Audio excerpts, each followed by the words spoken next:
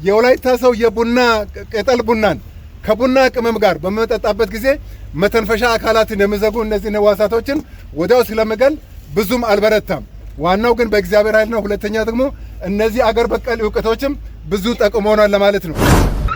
አሁን ወደ ማዜ ብሔራዊ ፓርክ ጉዞ ልንጀምር እንቅስቃሴ እያደረግን ያለ ነው። እንደምታዩት ያው ቅድመ ዝግጅቱ ይህን ይመስላል። አሁን ሶዶ ከተማ ወላይታ ባህላዊ ቤት 4 አይነት ነው። ዙፋ፣ ሜሽዋ፣ ጉላንታ፣ ቡራሪያ የሚባል የቤት አይነት አለ። ይሄኛው የምናየው ቤት ጉላንታ የሚባለው የቤት አይነት ነው። ጉላንታ የሚያሰኘው ምንድነው? እነዚህ ፓርክ ውስጥ የሚደረጉ ጉዞዎች ጥንቃቄ መደረግ አለባቸው። ከልብሳችን ከምንለብሰው ልብስ ጀምሮ ጥንቃቄ ማድረግ አለብን። ለምን የዱር እንስሳ የሚገኙበት ስፍራ ላይ በመምጣታችን ዱር እንስሳቱ እንዳይረበሽ አንዱ ከሚደረጉ ጥንቃቄዎች ውስጥ የአለባበሳችን ነው። አለባበሳችን በተለይ ቀይ፣ ነጭ የሆኑ ጎልተው የሚታዩ ልብሶች የዱር እንስሳቱን ሊረብሿቸው ስለሚችሉ በፓርክ ውስጥ በምትሄዱበት ሰዓት መልበስ የለባችሁ።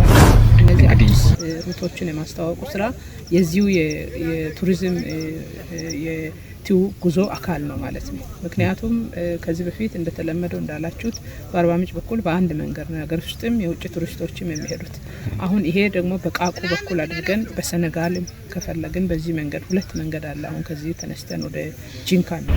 የማዜ ብሔራዊ ፓርክ እንግዲህ እንደምታዩት በጣም አረንጓዴ ነው፣ በጣም የሚያምር ነው። ይህን ውብ ተፈጥሮ መታችሁ እንድትጎበኙ ያው በዚሁ አጋጣሚ ጋብዛለሁ። ማዜ ምን ይመስላል የሚለውንም አብረን እናያለን።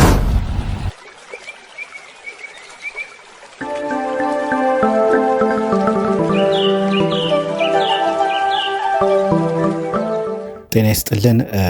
ዛሬ ጉዞ የምናደርገው ወደ ደቡብ ኢትዮጵያ ክልል ነው።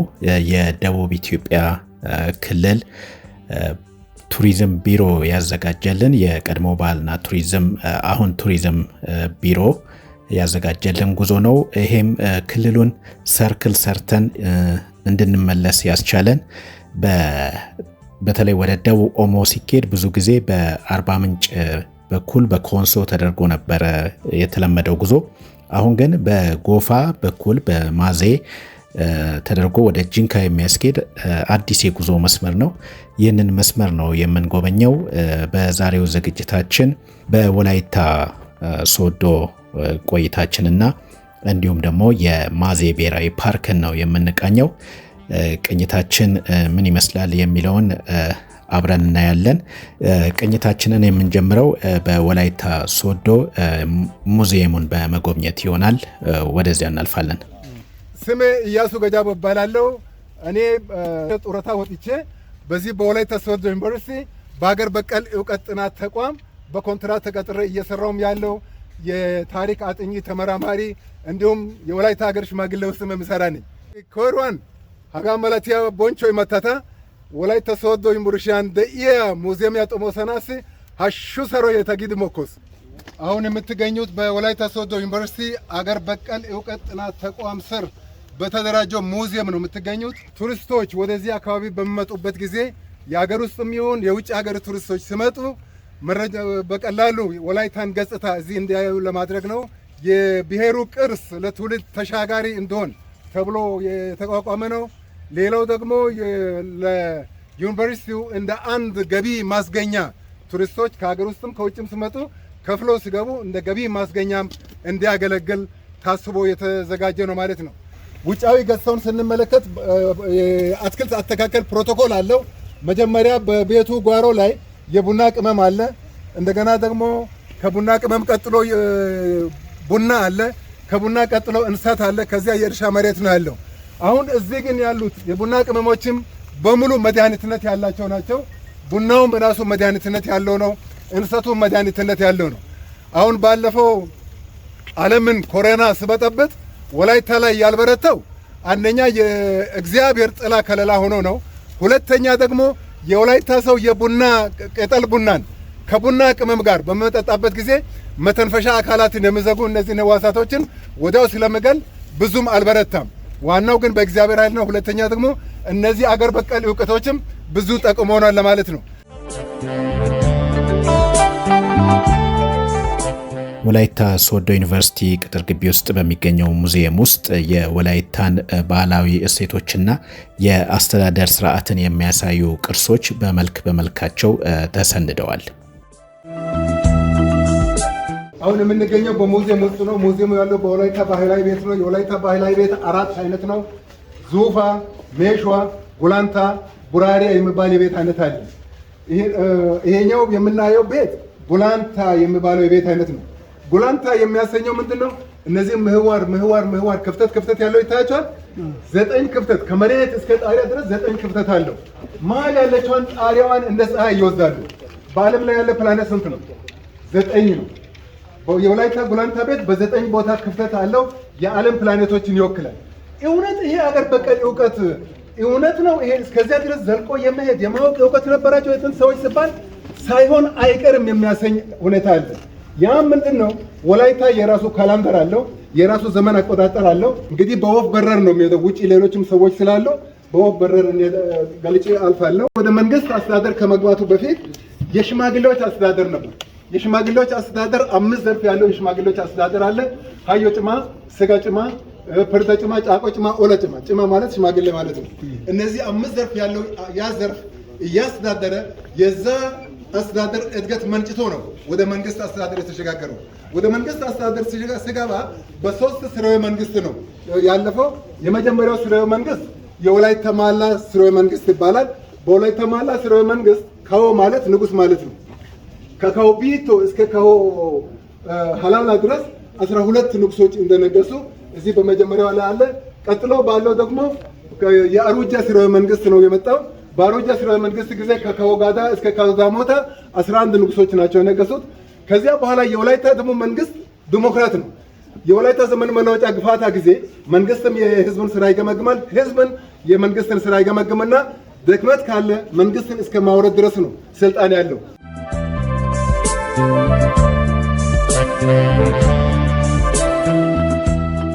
ከሙዚየሙ ያመራነው በአንድ ግለሰብ ወደ ተዘጋጀ የዱር እንስሳ ማቆያ ነው። በኢትዮጵያ ሕግ የዱር እንስሳን በግለሰብ እጅ ይዞ ማቆየት ክልክል ነው፣ ይከለክላል።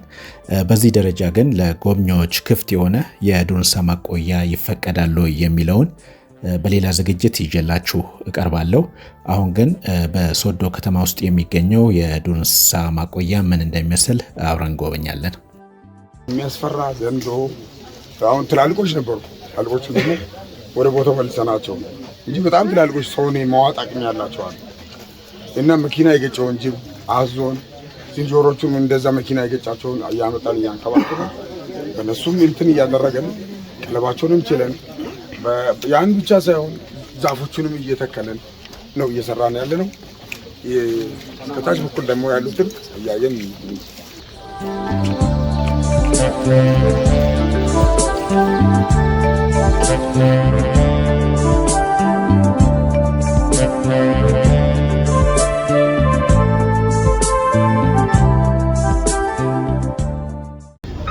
አሁን ወደ ማዜ ብሔራዊ ፓርክ ጉዞ ልንጀምር እንቅስቃሴ እያደረግን ያለ ነው። እንደምታዩት ያው ቅድመ ዝግጅቱ ይህን ይመስላል። አሁን ሶዶ ከተማ ላይ ነው የምንገኘው። የሶዶ ከተማ የክልሉ መስተዳድር መቀመጫ ነች። አሁን ወደ ማዜ ጉዞ እናደርጋለን። የማዜ ብሔራዊ ፓርክ በጣም ድንቅ የሆነ ተፈጥሮ ያለበት የስዋይን ቆርኬ የሚገኝበት አዲስ ብሔራዊ ፓርክ ነው። ይህ ፓርክ አብረን እንጎበኛለን። እንደምትወዱት ተስፋ አደርጋለሁ። ጉዟችን ከበርካታ ጋዜጠኞች ጋር ነው። ይህን ጉዞ በጋራ አብረን እንከታተላለን። መልካም መንገድ።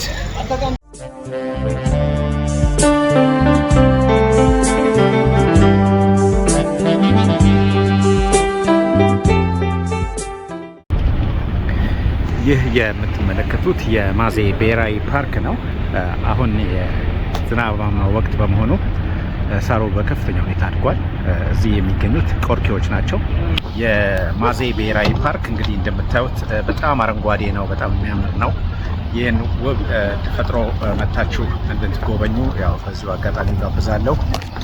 ማዜ ምን ይመስላል የሚለውንም አብረን እናያለን። የማዜ ብሔራዊ ፓርክ በ1997 ዓመተ ምህረት የተቋቋመ አዲስ ፓርክ ነው ማለት እንችላለን። በሀገራችን ካሉት የፓርኮች እድሜ አንጻር በውስጡም ከ39 በላይ አጥቢ የዱር እንስሳትና ከ139 በላይ ደግሞ የአዕዋፍ ዝርያ ይገኛሉ። ፓርኩ በዋናነት ለመቋቋም መሰረት የሆነው የመጥፋት ስጋት የተጋረጠባቸው የሳይንስ ቆርኪ በብዛት የሚገኝበት በመሆኑ ነው። እነዚህ የዱር እንስሳት ደግሞ የሳይንስ ቆርኪ ማለት ነው በኢትዮጵያ ብቻ የሚገኙ የዱር እንስሳት ናቸውና እነዚህን የዱር እንስሳት ለመጠበቅ ትኩረት አድርጎ ነው የተቋቋመው። ይሁንና በፓርኩ ውስጥ አንበሳ፣ ነብር፣ አነር፣ የሜዳ አህያ የመሳሰሉ በርካታ የዱር እንስሳት ይገኛሉ። ፓርኩ በጣም አረንጓዴና ውብ በሆነበት ወቅት ነው የደረስነው። በፓርኩ በነበረን ቆይታ አጠቃላይ ስለ ጉዟችን በተለይ ደግሞ አዲስ የጉዞ መስመር በመሆኑ ወደ ጂንካ በዚሁ ወደ ጂንካ ነው የምንሄደውና ወደ ደቡብ ኦሞ አሪ ነው የምንሄደው። በፊት በአርባ ምንጭ ነው የተለመደው ይሄ መንገድና አሁን ሰርክል ሰተን ነው የምንመለሰው። በአርባ ምንጭ ነው የምንመለሰው። ይሄ አዲስ ሩት በመሆኑ የቱሪስት ሩት ነው።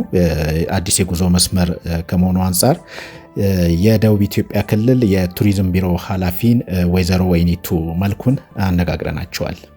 እነዚህ አዲስ ሩቶችን የማስተዋወቁ ስራ የዚሁ የቱሪዝም የቲው ጉዞ አካል ነው ማለት ነው። ምክንያቱም ከዚህ በፊት እንደተለመደው እንዳላችሁት በአርባ ምንጭ በኩል በአንድ መንገድ ነው የሀገር ውስጥም የውጭ ቱሪስቶችም የሚሄዱት።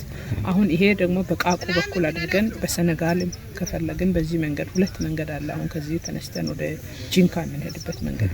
በነዛ መንገዶች ላይ ደግሞ በርካታ ሀብቶች አሉ። የሰነጋል መንገድ ራሱ መንገዱ ብቻውን የቱሪስት መስህብ ነው። ስለዚህ የመንገዱ ሰንሰለታማነት፣ አቀማመጡ፣ የመሬት አቀማመጡ እነዚህ ቶፖግራፊዎች ራሳቸው የቱሪስት መስህቦች ናቸው። ስለዚህ እነዚህ ያልታዩ ናቸው። በዚህ መንገድ አልተለመደም። ያልተለመዱ ነገሮችን የቱሪስት መዳረሻ ለማድረግ ሌሎች ጎብኚዎቹ ሲመጡ ከማዘ ተነስተው ተመልሰው ወላይታ ሄደው በአርባ ምንጭ በኩል ከሚሄዱ በተለመደው መንገድ ከሚሄዱ በዚህ መንገድ ሲሄዱ ደግሞ ተፈጥሮን እያደነቁ ተፈጥሮ የሰጣቻቸውን ጸጋዎችን እያደነቁ እንዲሄዱ በዛውም ደግሞ እንዲተዋወቅ መስመሩን ስለፈለግን አዲስ መስመር ነው አሁን እያስተዋወቅን ያለ ነው ማለት ነው።